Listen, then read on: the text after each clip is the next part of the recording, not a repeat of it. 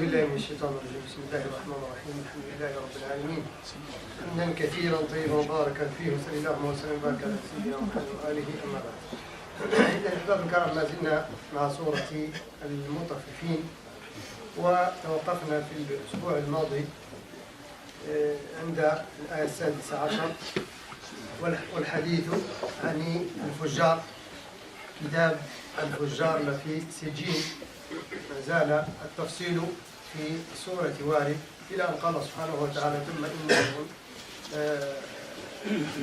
عن ربهم يومئذ لمحجوبون ثم إنهم لصالوا الجحيم. مزيدا من التفصيل لما سيناله هؤلاء الفجار مقابل تكذيبهم بالحق سبحانه وتعالى وباليوم الآخر، فيكون جزاؤهم هذا، ثم الرد عنهم هذا بقوله سبحانه وتعالى: ثم يقال هذا الذي كنتم به تكذبون. إذن فيكون بعد ذلك حينما يروه حقيقة، يروا ما كانوا يكذبون به من العذاب ومن الجزاء، آنذاك ستكون الحسرة ولكن والندامة، ولكن من حيث لا تغني شيئا. Alors, pour la suite du chapitre, les fraudeurs, c'est arrêté la semaine dernière, verset 16, où Allah subhanahu wa ta'ala continue à nous décrire la situation dont ils seront les criminels, ceux qui traitaient le jour dernier du mensonge. Après que Dieu subhanahu wa ta'ala nous a dit ils seront voilés de la vision de Dieu subhanahu wa ta'ala, ce qui veut dire que Dieu subhanahu wa ta'ala ne va pas leur accorder cette faveur de le voir le jour dernier. Plus que ça, ensuite ils seront brûlés, certes, dans la fournaise. Et la conclusion, la réponse, c'est quoi? Allah subhanahu wa ta'ala va les rappeler pour leur dire alors voilà ce que vous traitez de mensonge. Ça veut dire voilà ce que vous traitez de mensonge, ça devenu une réalité. Dans le bas monde, ceux qui ne croient pas en Dieu, ceux qui ne croient pas au jour dernier, et ils commettaient des obéissances, des fraudes, des crimes, ils vont voir le jour dernier comme réalité, ils seront brûlés, ils seront voilés par rapport à la vision de Dieu subhanahu wa ta'ala, ils seront traités dans le sijin, comme on a dit, dans un endroit trop serré. Alors, ils vont voir la réalité, mais malheureusement, cette réalité pour eux, ça leur ajoute aucune solution pour eux, parce que ça va être trop tard. Alors, ce qui fait que dès là, Allah subhanahu wa ta'ala ici-bas, il nous parle de cela, pour nous mettre en garde, pour qu'on fasse attention. Avant que ça sera trop tard, il faut prendre la décision. Pour ceux qui commettent les fraudes, ceux qui sont dans l'état de la désobéissance, et ainsi de suite, parce que quand on se déplace d'ici-bas vers le delà, ça va être trop tard.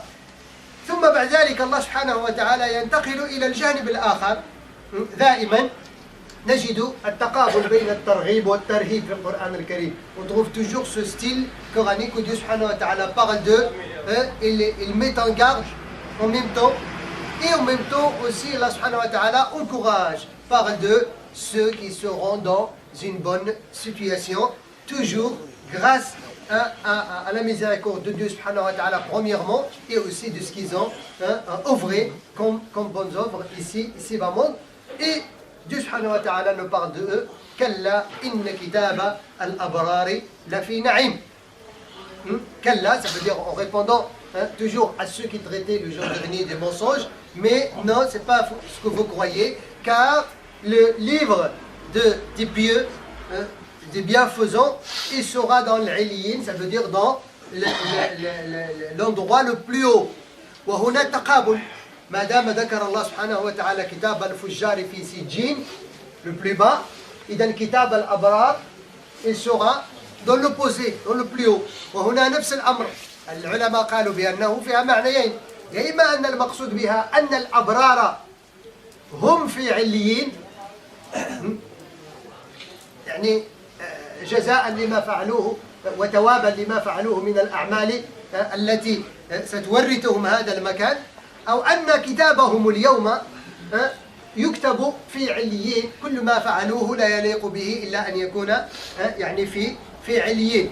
ثم أعاد وما أدراك ما عليون. Alors, le livre des bons, des pieux, des bienfaisants, il sera dans le plus haut degré auprès de Dieu subhanahu wa ta'ala. Les savants ont dit, il y a ce verset pour deux sens. Soit c'est le livre lui-même qui est situé dans cette position plus haute, comme l'opposé de le livre des criminels qui va être situé dans la position la plus bas.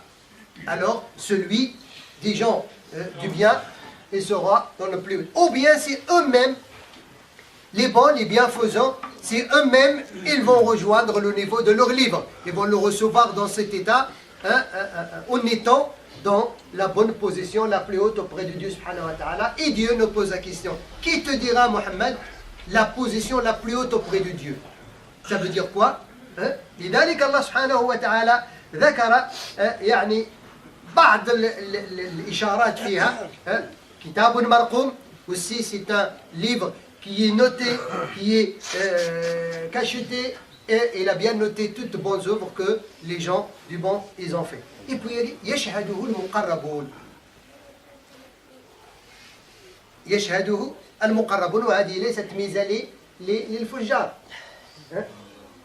يشهده المقربون, ça veut dire les plus près de Dieu subhanahu wa ta'ala, et témoignent de ce livre, et témoignent de ce qu'il contient comme bonnes œuvres ici-bas monde. Alors les bonnes œuvres, si on veut les citer, c'est un chantier qui est très ouvert pour faire la concurrence entre nous, de mettre en service son énergie, ses biens, sa science, son temps, c'est en général de exploiter tout ce que Dieu subhanahu wa ta'ala nous a donné comme bien dans sa satisfaction. وهذا الكتاب سيملأ بالأعمال الصالحة، والأعمال الصالحة لو يعني بقينا نسردها لن ننتهي منها، لأنه كل ما تحدث متحدث يوم الله وتجده يتحدث عن العمل الصالح. فالعمل الصالح اختلفت ألوانه وشواربه وأنواعه وصفاته، فلذلك نجد جملة مفيدة قد تنفعنا لنعرف أين هو العمل الصالح. فالعمل الصالح هو أن يسخر الإنسان كل نعمة أعطاها الله له سبحانه وتعالى لنيل مرضاته.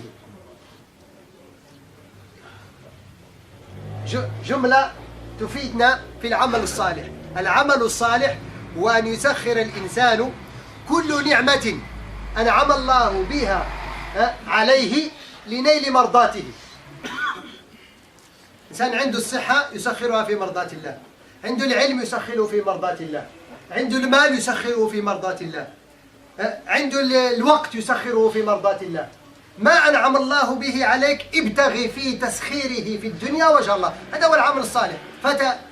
لا يحصر العمل الصالح فقط في الصلاة والصيام والزكاة، هذا وجه من العمل الصالح.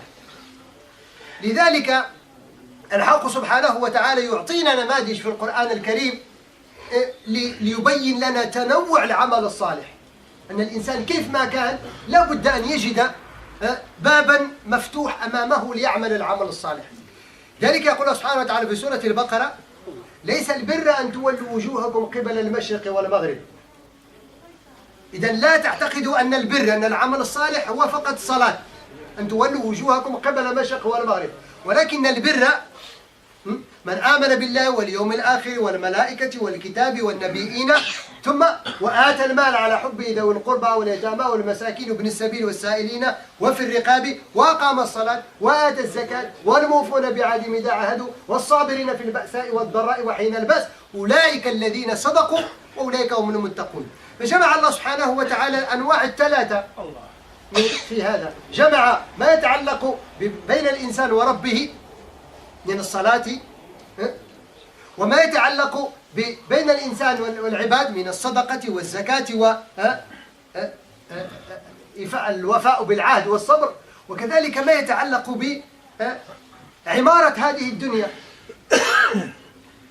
عمارة هذه الدنيا أن الإنسان يضع بصماته في هذه الدنيا، يضع بصماته في هذه الدنيا بأن يترك له صدقة جارية مثلا، أن يترك لنفسه ما يذكر به عند الله مش عند الناس، ما يذكر به بناء المسجد، بناء المستشفيات، حفر الآبار، كل ما ستستفيد منه الإنسانية عموما والمسلمون على وجه الخصوص. فيكون إذن هذا الكتاب يستحق أن يكون في أعلى عليين. لماذا؟ لأنه لا يكون في أعلى عليين إلا ما رضي الله سبحانه وتعالى عنه. الله لا يقرب إلا المرضي عنه، والمرضي عنه الله سبحانه وتعالى يضعه في هذا المكان. إذن فالإنسان إذن في هذه الدنيا فرصة بالنسبة له.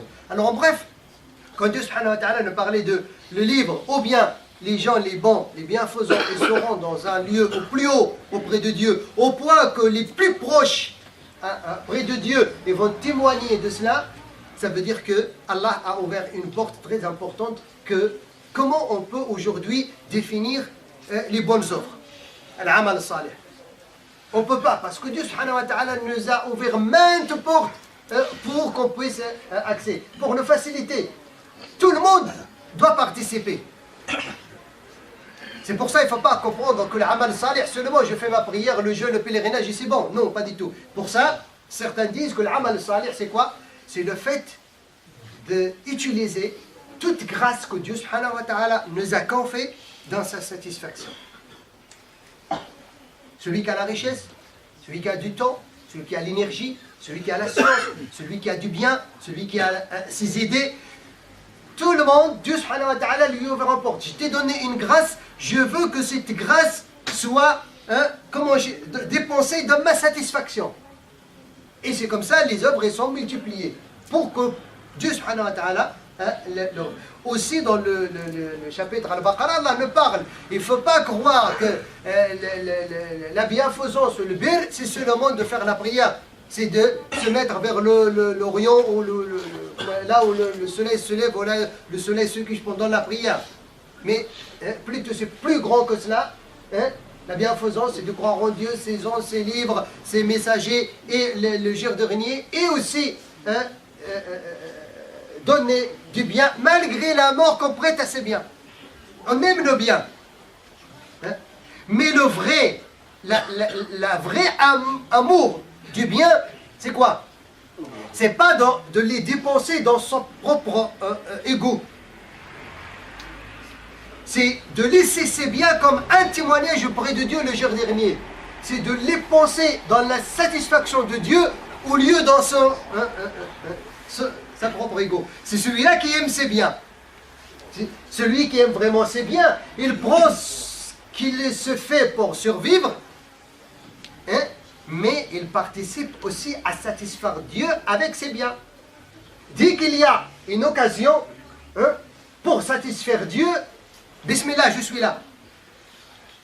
Ça vient de Dieu, ça revient vers Dieu. Alors, là, Dieu subhanahu wa ta'ala te met parmi les plus hauts auprès de lui. C'est ça, les sortes de biens, en bref. ثم, plus de détails, إن الأبرار لفي نعيم. إن الأبرار لفي نعيم. C'est bon, ils seront dans des jardins de délices. انظر احباب الكرام، الانسان ينبغي دائما، لان تدبر القران يحتاج الى هذا الامر. حينما يفضل الانسان النعيم المقيم عند الله سبحانه وتعالى من النعيم الزائل في الدنيا، هذا هو الكيس.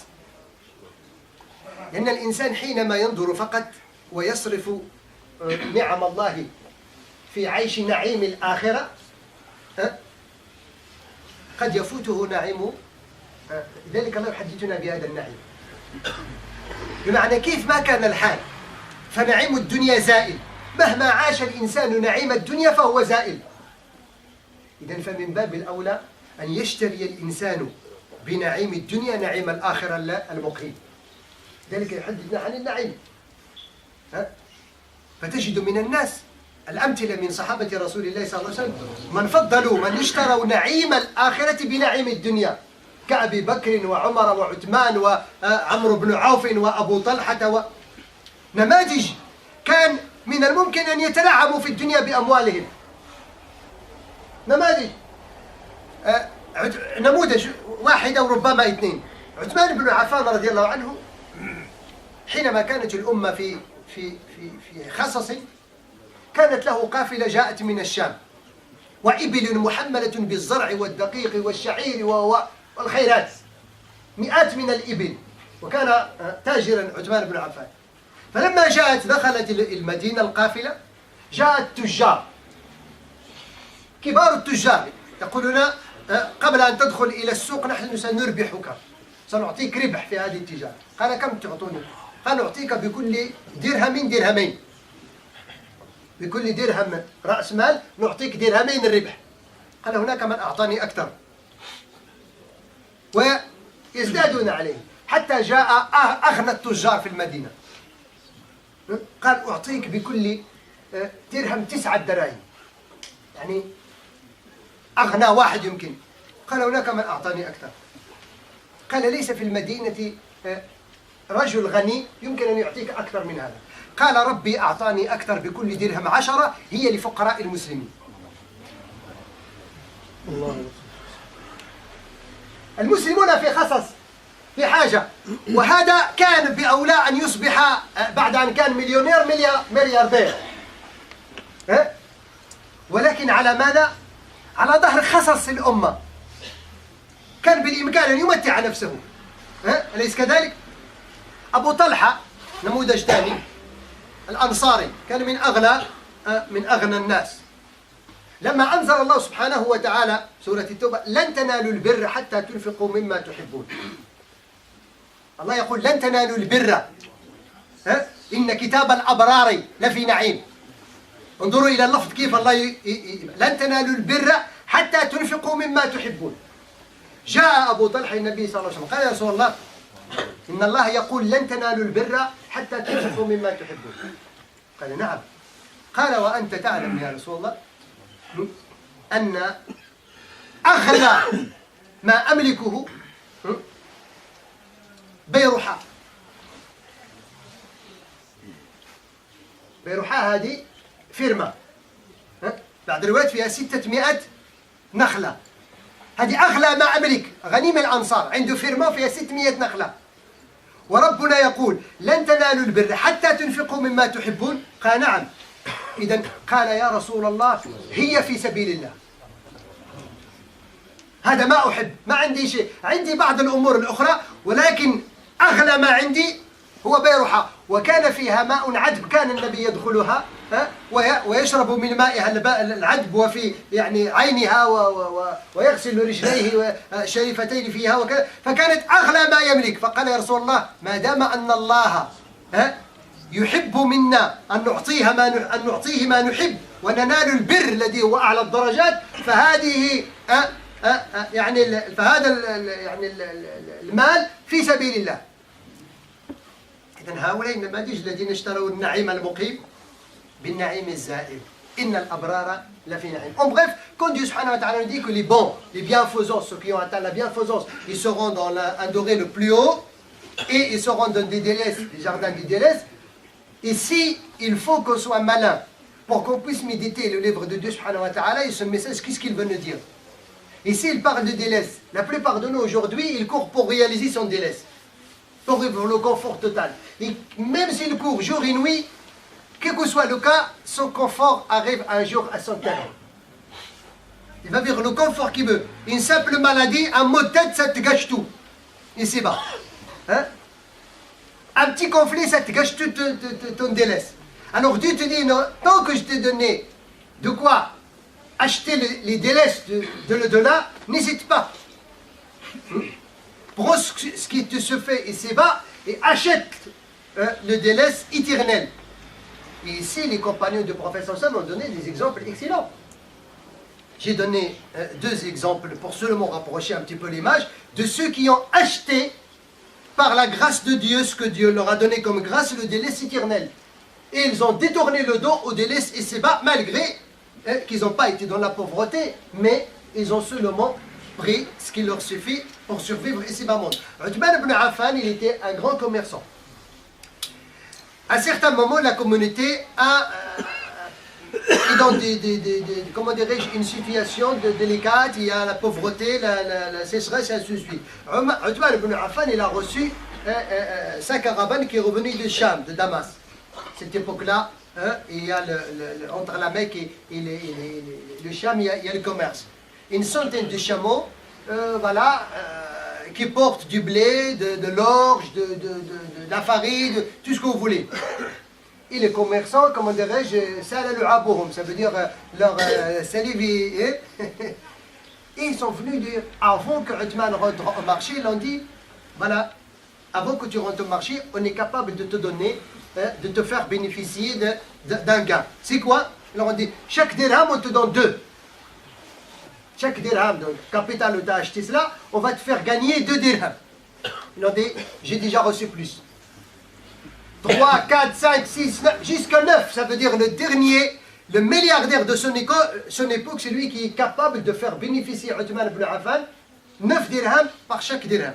Il a dit, j'ai déjà reçu plus. Mais ce n'est pas possible. À Médine, il n'y a personne qui est capable de te faire gagner plus que 9 dirhams pour un dirham.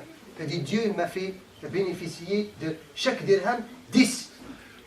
Toute cette caravane va être distribuée aux pauvres des musulmans gratuitement. Je ne veux rien.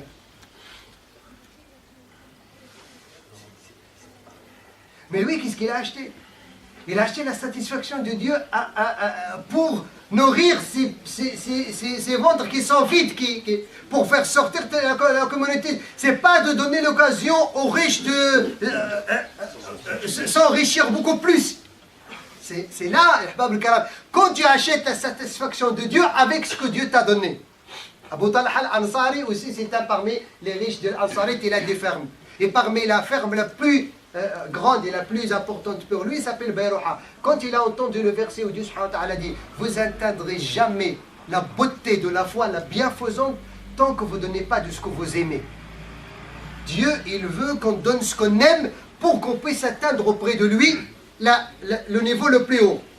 Les hommes méditent normalement le verset, c'est quoi? Dieu veut nous dire, si vous voulez atteindre une satisfaction auprès de moi qui va vous faire faveur quand vous allez retourner de moi, donnez dans le bas monde ce que vous aimez pour que je puisse vous donner ce que j'aime dans l'au-delà. C'est comme ça, l'équation, il est comme ça. Donnez ce que vous aimez et c'est bas monde pour que je puisse vous récompenser de ce que j'aime moi dans l'au-delà. C'est comme ça, normalement, on doit lire le verset. Abu Talha al-Ansari, il est venu pour le peuple. En fait, j'ai entendu le verset tel. Dieu, il a dit qu'on ne peut pas atteindre la bienfaiseuse tant qu'on ne donne pas de ce qu'on aime. Il a dit, oui, bien sûr. Le verset, il est révélé. Il a dit, alors tu connais, j'ai une ferme où il y a 600 palmiers qui donnent des fruits chaque année. Et le prophète même, il rentre dans ça veut dire cette ferme avec son eau douce et ainsi de suite. Le prophète, il a dit au prophète du Islam, témoigne que c'est là, je te l'ai donné, fils Abilillah, fais ce que tu veux avec. 600 palmiers. Une ferme, c'est tout ce qu'il est. Ça ne veut pas dire qu'il est devenu pauvre, mais il a gardé ce qui lui se fait pour survivre et c'est bas monde, mais il atteint ce que Dieu aime. C'est ça. إذن إن الأبرار نفي نعيم. Beaucoup plus d'explications. على الأرائك ينظرون. على الأرائك, الأريكة c'est quoi? C'est des lits qui sont élevés. Ça veut dire le jour dernier, les gens qui seront dans une position beaucoup plus importante, Allah va élever leur lit et ils vont voir leur royauté dans le paradis. Ils vont observer tout ce que Dieu subhanahu wa ta'ala t'a donné. Il y a parmi nous qui va recevoir, ça veut dire l'équivalent de cette terre. Il va observer, il n'y aura pas besoin de caméra. Il y a des lits qui sont réglables auprès de Dieu subhanahu wa ta'ala. Allah parle dans des canapés, dans des lits en or et en diamant élevés. C'est pas dans ces jeans. Regardez, toujours il y a la comparaison ici. Al-Fujjar fi sijjin. Al-Abrar fi na'im. Ala al-Araik yandurun. Toujours, c'est quoi? Toujours élevé. Ça veut dire quoi, ahbab al-kiram? Ça veut dire tous ceux qui ont été modestes ici bas monde, au service de Dieu, et au service de la satisfaction de Dieu, avec leur énergie, ils seront très élevés le jour dernier, en contrepartie de ce qu'ils ont sacrifié dans le bas monde. Et tous ceux qui cherchent à être élevés ici bas monde, ils seront dans le plus bas, hein, dans le delà. C'est comme ça, Allah subhanahu wa ta'ala. Même les anges, quand ils vont les voir, ils vont voir dans leur visage, hein, la satisfaction de Dieu.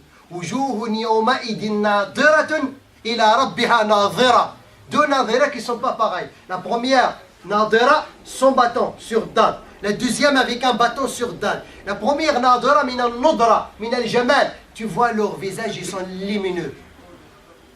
Ils ont des visages lumineux. Hein? D'où ça vient cette lumière? Ça vient de Dieu subhanahu wa ta'ala. Parce que hein, ils voient Dieu tout le temps. Il a rabbiha maddalil. Il a rabbiha nadira. Vers leur Seigneur. ماذا قال الله في الفجار؟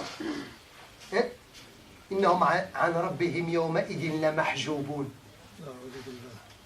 Ils seront, il y a un voile qui va les empêcher à voir Dieu subhanahu wa ta'ala. Par contre, les biens, ils vont voir Dieu. يسقون من رحيق مختوم. الرحيق هو الخمر. لكن مش خمر الدنيا.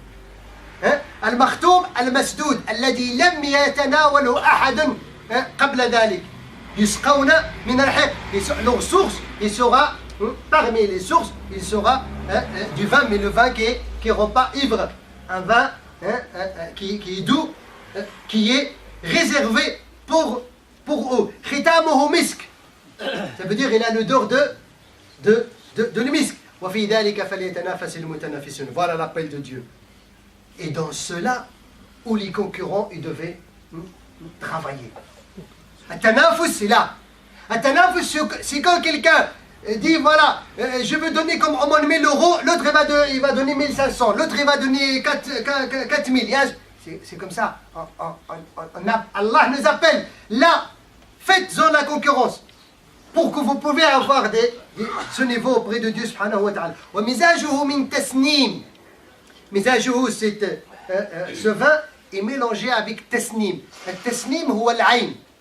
يشرحها الآية الأخرى. عينا يشرب بها المقربون. Une source réservée pour le muqarraboun. Personne ne boit dans cette source. Et le vin est mélangé avec cette source. Et tasnim, ça veut dire il est dans un endroit beaucoup plus haut. لذلك نقول سنم الجمل. إيش نسنم الجمل؟ أعلى ما فيه.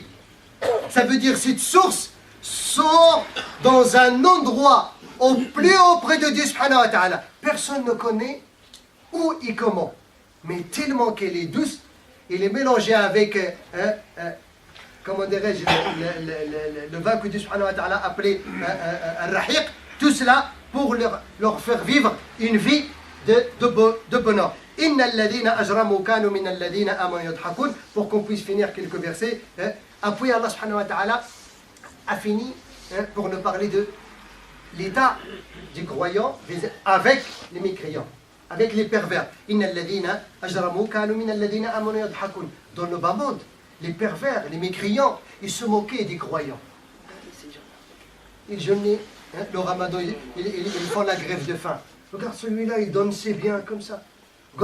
Aujourd'hui, regardez les gens, mais c'est pas possible. Ces gens-là, ils donnent leur fortune pour construire des mosquées, mais ils n'arrivent pas à comprendre comment les musulmans, aujourd'hui, ils arrivent à construire des mosquées pour l'intérêt de tout le monde. Les mécréants, ils n'arrivent pas à sortir 1 euro, même pour faire du bien vis-à-vis de leurs enfants. Alors Dieu leur a dit, ils vont se moquer de vous, bien évidemment, sans problème. Quand ils passent de vous à côté, ils se rayent. Ils sont en train de faire, ils perdent leur temps. Ils n'arrivent pas à vivre une vie de... Cette femme qui met son voile, il cache tout ici, ici enfermé. C'est un servicement. Non, c'est pas un servicement. C'est une adoration. Oui.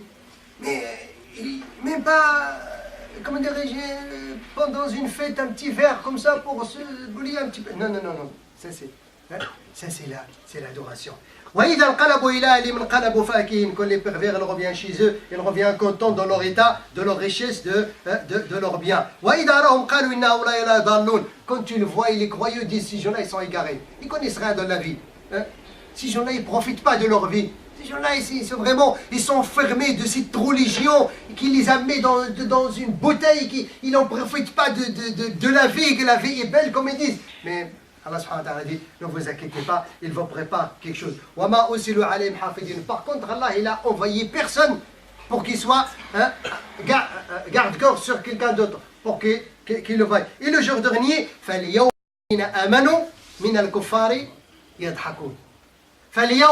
alors le jour dernier, les croyants, ils vont rigoler aussi sur les mécréants. Parce que quand ils vont voir le niveau, le muqarraboun, ils seront, et le niveau plus bas où les pervers ils seront à ce moment-là, même الآية الأخرى يقول سبحانه وتعالى يقول أرنا الذين أضلانا من الجن والإنس نجعلهما تحت أقدامنا.